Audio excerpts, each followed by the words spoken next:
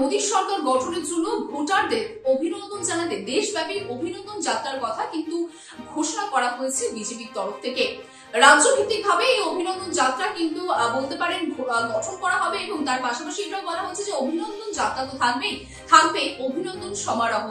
তবে রাজনৈতিকবিদরা কিন্তু এই অভিনন্দন যাত্রাকে বলছেন যে লোকসভা নির্বাচনের সময় কংগ্রেস কিন্তু একাধিকবার তার প্রচারে বিজেপি বিরোধী প্রচার করেছিল এবং যার জন্য এই যাত্রাকে মূলত রাজনীতিবিদরা মনে করছেন কংগ্রেসের নির্বাচনী প্রচারের পাল্টা ন্যারেটিভ তুলে ধরা তার লক্ষ্য। তবে এই যে সম্পূর্ণ দেশব্যাপী যে অভিনন্দন যাত্রা হবে সেই অভিনন্দন যাত্রা বা এই কর্মসূচির দায়িত্বে কিন্তু থাকবেন বিজেপির national general secretary Sunil Bansal. তৃতীয়বার মোদী সরকার গঠন হয়েছে এবং আমরা জানি যে 2024 লোকসভা নির্বাচনে বড়সড় ধাক্কা পেয়েছে বিজেপি। তবে সেই ধাক্কা কাটিয়ে উঠে কিন্তু ইতিমধ্যে একাধিক সাংগঠনিক কর্মসূচির কথা ঘোষণা করা হয়েছে, যার মধ্যে বলতে পারেন যে 30 জুনে প্রধানমন্ত্রীর আসনে বসার পরে প্রথম মন কি বাত অনুষ্ঠান থাকবে এবং সেই অনুষ্ঠানের কি বিষয়বস্তু থাকবেন সেই বিষয় কিন্তু ইতিমধ্যে সাধারণ মানুষের কাছ থেকে জানতে চেয়েছে বিজেপির তরফ থেকে। তবে বিজেপির তরফ থেকে এটা স্পষ্ট যে এই মন কি বাত অনুষ্ঠানে তৃতীয়বার আসনে বসার পর প্রধানমন্ত্রী নরেন্দ্র মোদীর এই মন কি বাত অনুষ্ঠানে কিন্তু বড়সড় চমক থাকছে। তার পাশাপাশি আরো কি কি সাংগঠনিক কর্মসূচির কথা ঘোষণা করা হচ্ছে সেটা আপনাদের জানাবো।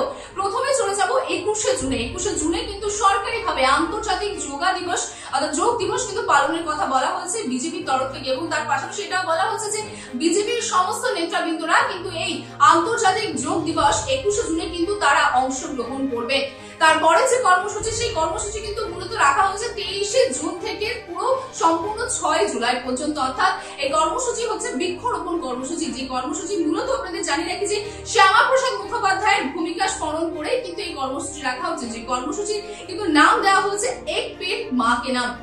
তারপরে চলে আসবে পরবর্তী কর্মসূচির কথা, যে পরবর্তী কর্মসূচি কিন্তু 25 জুন রাখা হয়েছে এবং এই কর্মসূচিকে মূলত কিন্তু বলা হয়েছে আপাতকাল কা কালা দিবস, অর্থাৎ এমার্জেন্সির সময়ে যে সমস্ত নেতাবৃন্দরা জেল বন্দী ছিলেন তাদের মধ্যে জীবিত নেতাবৃন্দদের বাড়িতে কিন্তু এই বিজেপির নেতাবৃন্দরা যাবেন এবং তাদের সঙ্গে কথা বলবেন। অর্থাৎ বলতে পারেন যে তৃতীয়বার আসনে বসার পরে কিন্তু পরপর কতগুলি সাংগঠনিক যে কর্মসূচি সেই কর্মসূচি কিন্তু ইতিমধ্যে বিজেপির তরফ থেকে ঘোষণা করা হয়েছে।